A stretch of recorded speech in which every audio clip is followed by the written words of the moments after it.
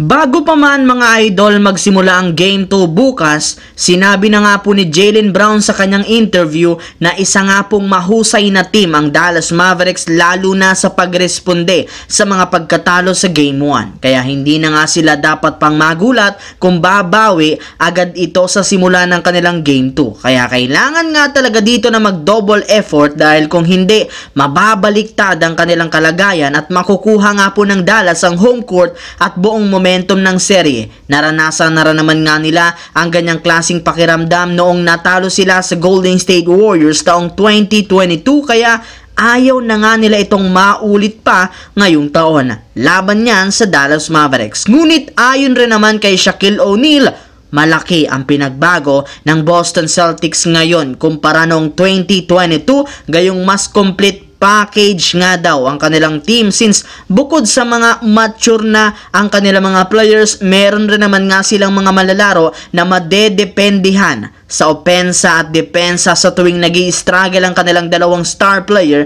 na sina Jason Tatum at Jaylen Brown. Sa katunayan, kayang-kaya nga pong kontrahin ng Boston ang kahit anumang agawing adjustment ng Dallas sa susunod na laro. Nabanggit nga po noong nakarang araw ng isang analyst na isa sa mga gagawing bagong game plan ng Dallas ay ang pag-double team parate kay Kristaps Porzingis sa tuwing hawak nito ang bola sa kanyang gagawing low post at high post. Sa ganyang paraan, mapipigilan nila na makuha ni Porzingis ang kanyang rhythm at magkaroon siya ng magandang shooting. Ang kaso, napakadelikado para sa Dallas Mavericks kung gagawin nila ito since sigurado nga po na magkakaroon parati ang Boston ng isang player na libre. Kaya maaari nga talaga na pumalpak ang adjustment na ito sa Dallas para sa Game 2. Ngunit ayon rin naman sa naging pahayag ni Kyrie Irving, alam rin naman nga po niya na mahihirapan muli sila sa susunod na laro, subalit gagawin pa rin naman nila ang lahat para lamang manalo at maitabla ang kanilang serye.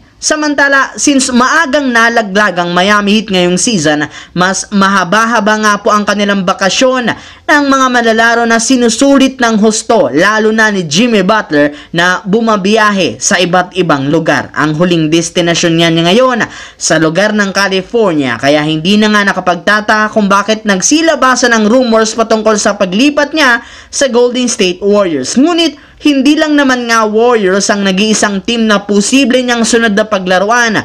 Kasali na dyan ang Los Angeles Lakers. Sa katunayan, nanood pa lang naman nga ito sa laro ng Los Angeles Sparks sa LA at ang kanyang pagbisita, hindi nga po niya naiwasan pa na ma-interview ng isang courtside reporter ng WNBA kung saan sinabi dito ni Butler na maganda tingnan ang number 22 sa purple and gold na tumutukoy rin naman sa WNBA rookie na si Cameron Brinks na isa sa mga sinusuportahan niya.